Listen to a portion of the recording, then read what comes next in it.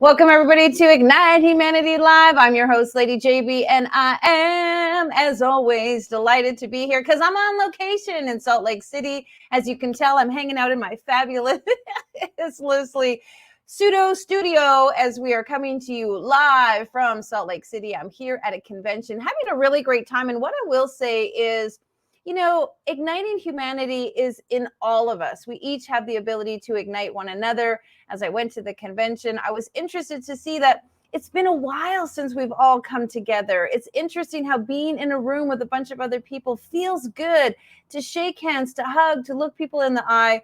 But interestingly, when we were waiting for the doors to open, there was a bunch of people in the lobby, and there was some group laughing. They were all laughing. They were quite boisterous. And I looked over and I'm like, what are they laughing about? Which was interesting because for a long time, we have not been open and available. We haven't been laughing. We haven't been in group situations. And instead of going like, what are they laughing about? I was like, what are they laughing about? And off I went over to check out what they were doing, to see what all the laughter was about, and immediately to make some new friends and introduce myself to some new people and create the momentum of igniting humanity by meeting one another. We all want to make connections with each other. And this show is all about meeting people, some of the guests we bring on the show, to really inspire you, because it's our individuality that is so exciting and dynamic. And we want to connect with one another. And ways we do that is through Ignite Moments. We talk about some of the things that we have been through, some of the obstacles we've overcome, some of the challenges that we have persevered through. And in doing that, we've created a better version for ourselves. Now, we were all talking about, people came from all over the world to this convention. They went through some struggles, some trials, some tribulations, some travel, some driving, some luggage, some late planes. And in those enduring moments, just to get to a convention, it makes us more inspired, more interested, more available to what's possible for us. And so I want you to think today, wherever you at, whatever you have to struggle through today, wherever is unfolding for you, it's a wonderful gateway to what is next, to what is possible for you, to what is going to unfold for you.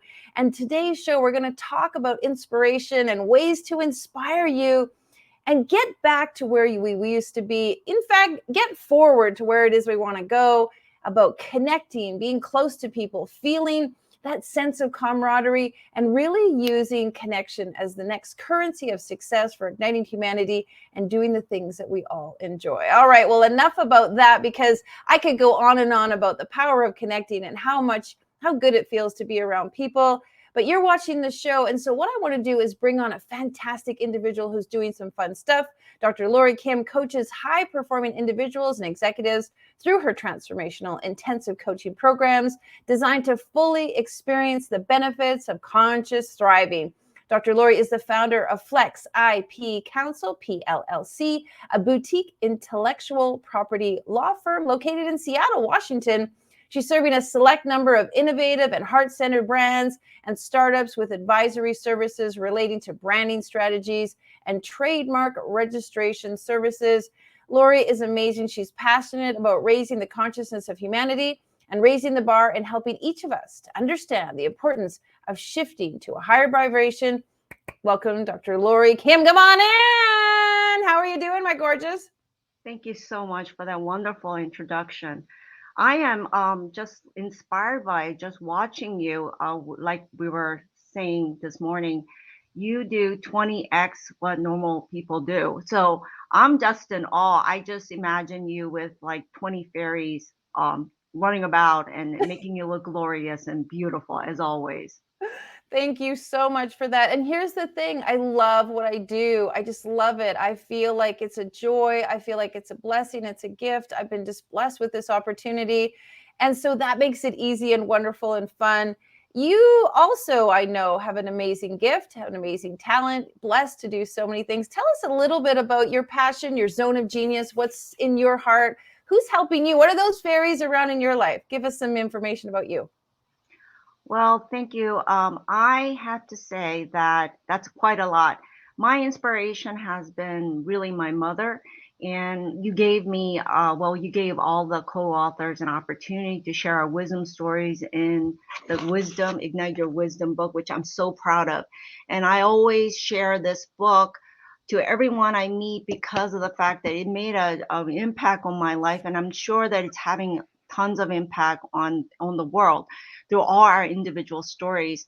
My mother has been an inspiration to me, and as explained in my story, everything I did really was because her, challenging situation, and I always knew that I have opportunities that my mother never had, or even her generation of women. And it doesn't matter where the woman was located.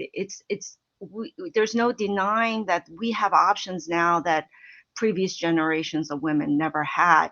And so I feel like it's I would be lazy and kind of not using all my divine gifts if I actually didn't, try to do my best. And it's not easy for any of us, but we have to still keep trying, right?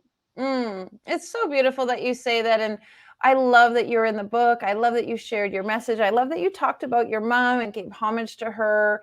And at the same time, you looked at some of the difficult things that she has been through, and you decided that you wanted to do it differently. You wanted to be an advocate. You wanted to step forth. You wanted your life to be different. And at the same time, you wanted to inspire other people's lives to be different. Can you share how that journey of writing and telling your story has transformed your life? Yes, in so many ways. First, I actually thought that I had actually recovered from early childhood trauma. For your viewers, in case they don't know my story, I grew up in South Korea. My first 7 years were spent there, and my father I didn't have an opportunity to fully explain this in the 8 pages that we were allowed. So I didn't get to explain his backstory. He had been a soldier during the Korean War, and as a result, he, I believe, suffered a lot of extreme levels of PSTD. And as I understand it, even when he was a child, he lived through a period when Japanese actually occupied Korea. So he went through childhood trauma of his own. And then when he graduated from high school at the age of 17, my understanding is that he was delivered his graduation papers at the same time, and the other hand, draft papers. So imagine all your life you're, looking forward to a very thriving life and very optimistic, but then this unforeseen circumstance happens, and communists are now invading your country. Imagine being crushed. And my father was a valedictorian of his school, and he actually aspired to be a lawyer, ironically. Mm, And whereas I started off wanting to be a scientist, I never even foresaw becoming a lawyer. But in the irony of that is when that realization didn't really hit me until I started writing my story, that I was making these connections that I never made. So to answer your question, what's the value of reviewing your past, no matter how traumatic it has been, is that you make these connections and on deeper levels of appreciation that you didn't have before, or you're not willing to look at because they were so painful. So I healed further during the writing process. I mean, it was not easy. It was a lot of crying. There was a time out to do some extra healing to finish the story because I wasn't sure whether I wanted to divulge all the painful stories. But you have a conscious moment where you decide, are you going to share it all, or are you going to reserve just to feel less vulnerable and less prone to judgment? And I had a very truthful moment during the process where I looked at myself deeply and I said to myself, this story is not just for me. It um, it is for others who mm, also are experiencing the same difficulties, as well as leaving something for the books, the legacy, or the posterity, to actually have an example of a person who successfully recovered and actually found a mm, way to actually find happiness. And the way I define happiness actually is not so much external success.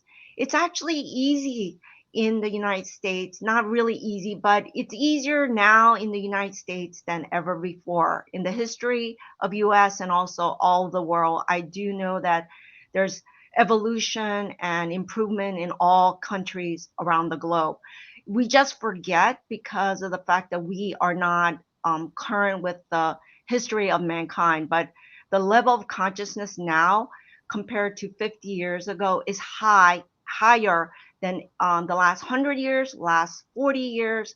It just improves, but it's so incremental that we just don't notice it.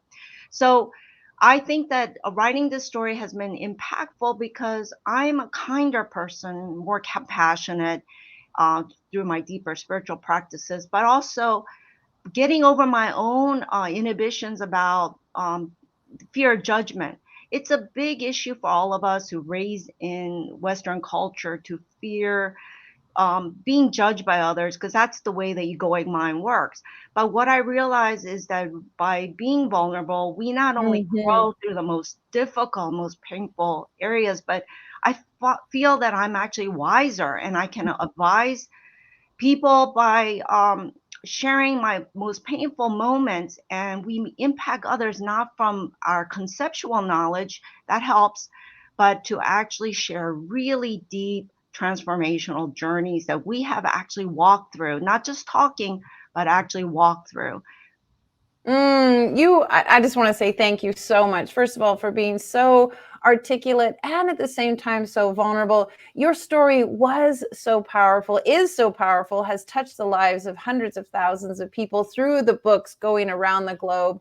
And the way you share it and the way you speak about it, and it's still, you still feel it. And I think that's an important piece because many people have trauma or difficulties or pain and they feel like they're supposed to get over it. They're supposed to just, it's supposed to dissipate, disappear. It's never supposed to come back.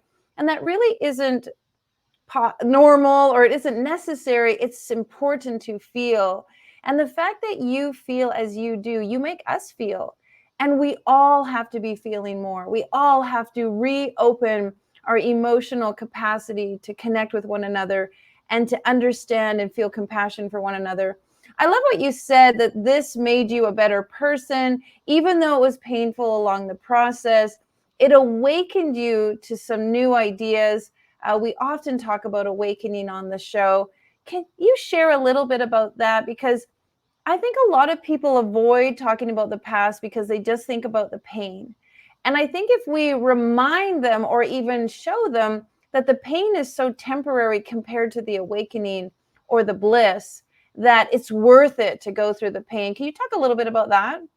Oh yes, I truly believe that I don't have any regrets anymore because throughout my 20s, 30s, my even my 40s, early 40s, I always had this background feeling that I wish I, my life was a little bit different. It would be a lot easier. Other people who haven't had such trauma, it seemed like they were getting ahead in life.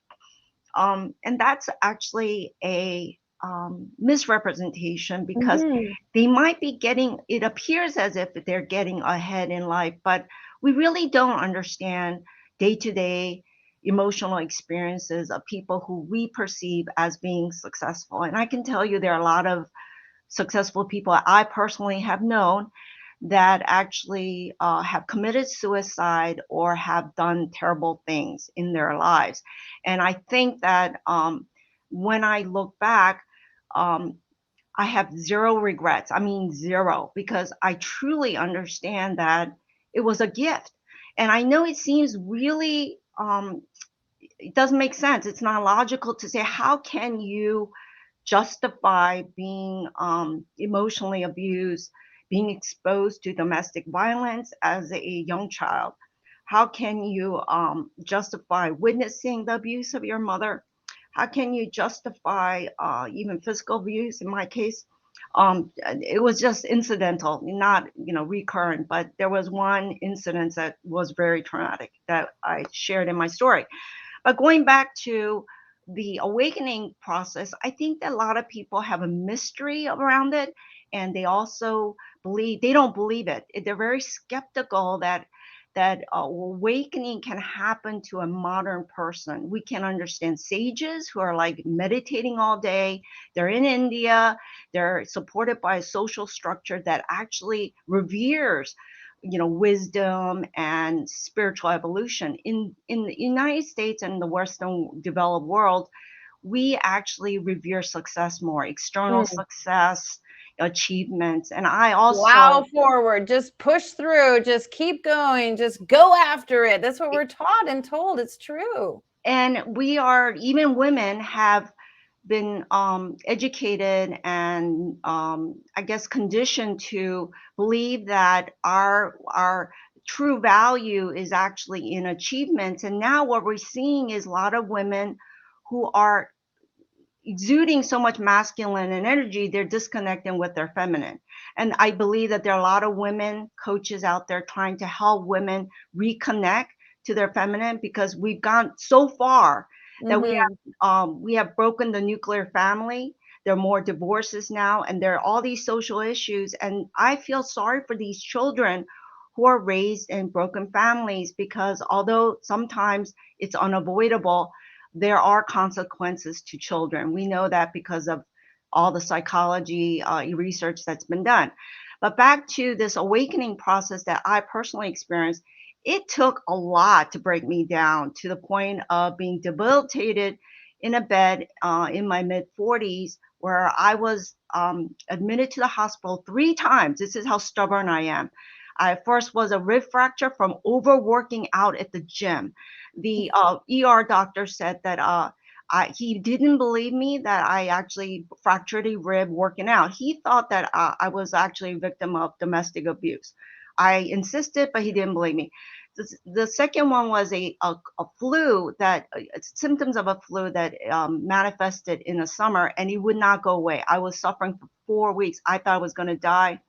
And then at the fall of that year in 2012, I then got admitted to the hospital because of a thyroid infection, where I just was in bed for 4 weeks because no energy. And during that time was so critical that because I could not move, because I'm a workaholic, I had one addiction. It used to be work. And I didn't have food addictions or anything. It was work, because that's what my parents taught us as immigrants, that work was not an optional thing. You had to work. So because it was so ingrained in me that I didn't know when to shut it off. So anyway, here I am in bed, 4 months. What am I going to do? So I started to actually reconnect. Like, what did I do that was so wrong? I did everything possible. What did I do wrong?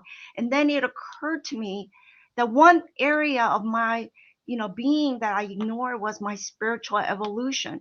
And I became an atheist during college because I took science. I have a PhD in biochemistry. I went through the whole route, and they convinced me through the books and the teachings that evolution can happen on Earth without interference, or not interference, but actually the causal root being a divine creation. And as a Hmm. result, I explained to myself, I justify that we can have life on Earth with a bunch of molecules and enough heat and activation energy to actually create the first nucleic acid molecule. And from there, which we believe was RNA, and then it became a double-stranded DNA, and etc. So scientists love to justify the model of creation just by just material reactions. But I realized the gap that I have been brainwashed to believe that creation on earth and the universe could just happen by some spontaneous creation. I have no doubt now that Mhm. creation is a divine manifestation, and I see divinity everywhere. And this is what this is part of my message that I want to get across to as many people as possible. We take for granted that a beautiful flower, like, where did this beautiful flower come from? It's just a little seed in dirt with minerals and organic matter. And then you have this blooming, beautiful flower that is beyond description. And that's just one example. Look at the sky, look at us. We're divine Mhm. creatures. But then we actually judge each other and we cut each other up. So to kind of wrap this up, because I can talk about this forever. Well, let's, I yeah, and I was just going to say you have so much to share, and I love it. The science behind it and the way you've shifted the new narrative, I adore. Let me ask you, in the spirit of inspiring people, you talked about it. I love to inspire people at the beginning before in a pre-show. Talk a little bit about how can we inspire the listener, the reader, the person who's sitting on the edge of their seat, like me, listening to you, Loree. What can we do to inspire them to know that, okay, now they're ready to bloom? Oh, I love that segue. Yes. So I always ask the same thing to myself as, what can I do to make this moment? You talk about ignite moments, and there are pivotal decision points that we need to make in critical periods of our time. But how about we actually shift that a little bit? And ignite moments don't have to be always around crisis situations. But Exactly. what if we wake up every day and ask an intentional, conscious question to ourselves to help us to actually shift our energy, our vibration, because we now know that we're all vibrational beings. And if what can we do to ask an empowering question every day to help you shift? And the one that I keep going back to is, what can I do today to make my life a a an enchanting moment, or to Mm. unfold whatever is happening right now? I could just wake up someday, I'm not at my best. What's the smallest thing I can do? I can eat a healthy meal. I can actually get a massage. I can go and exercise. I can stretch. I can do a lot of healing and self care, and also meditation. I think that when you start off your day with meditation, and if you don't have time to fit it in the morning, you can do it in the afternoon, right before lunch or whatever. It doesn't take much to quiet your mind, center yourself into your being, reconnect with your soul.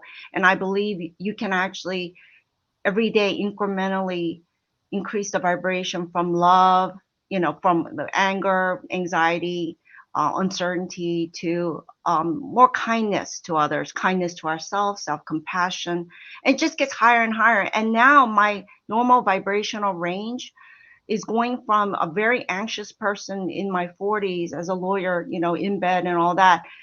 It probably was around 5 to 7 was my range. I wasn't living at the beyond the 7.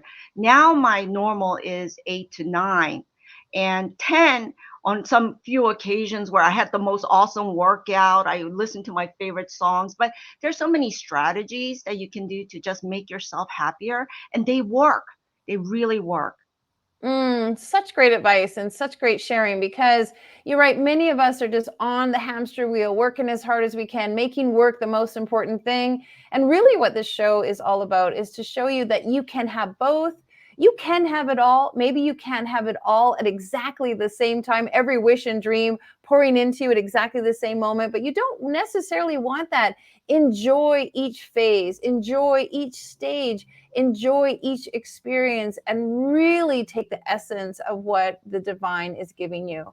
Well, before we go, any last words you would love somebody to just feel from you, shared by you, touched by you, so that they can really know that your message and them being here today is divine and is perfect, and they needed to hear this from you? I think that our greatness is actually in our soul. And the more you can do to reconnect with your being, it it's beyond words, the transformation I've gone through. And I have to say, every tragedy had an upside, a silver lining. And I say, no matter where you are, see every challenge as a gift. It really is the magical connection that you need to. You can't want another life. You don't want to be someone else. There's a reason why you're here, and you just have to find your gifts and then share with the world. And I just feel so blessed that we crossed our path, because you really have inspired a lot of us. And I still think, I think that you're not real. Pinch I me, think I'm real. Yeah.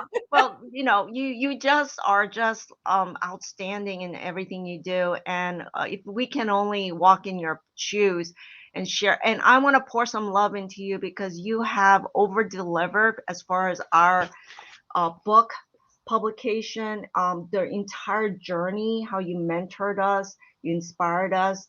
I cannot say enough about the impact this book is going to have on so many people, even after we pass. I believe this is going to have lasting effect.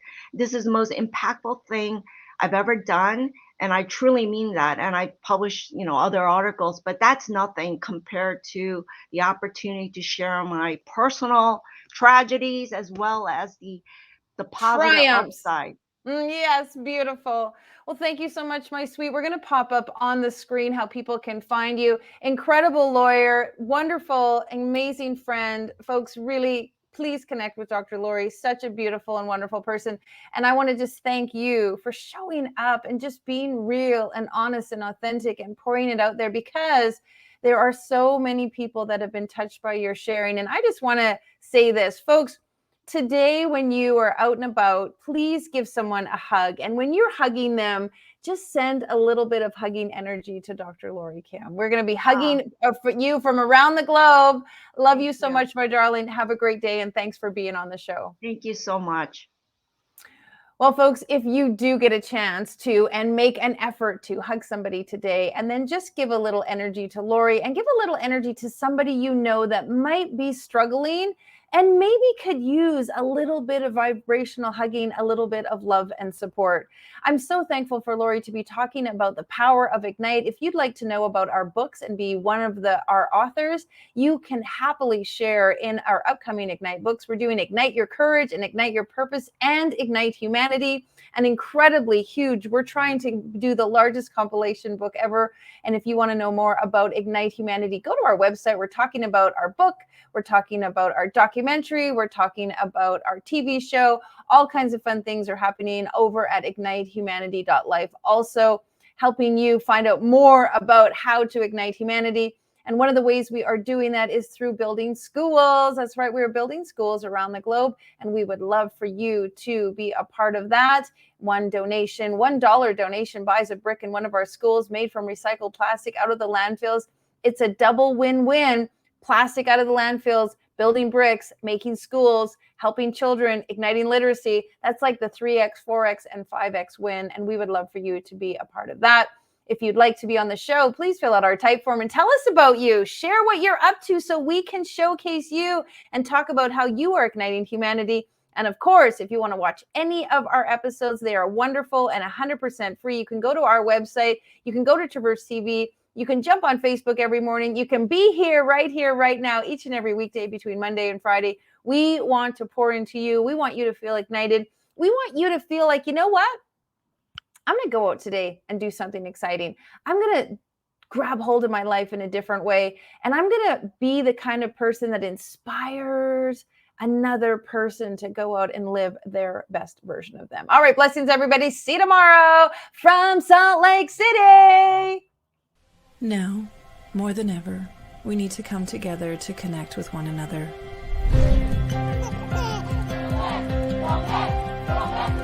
We need to feel the truth in who we are and let go of everything that's happened in the past. We need to empower every person on the planet and awaken hearts, enliven souls, come together, laugh, play, rejoice, connect, create, and love.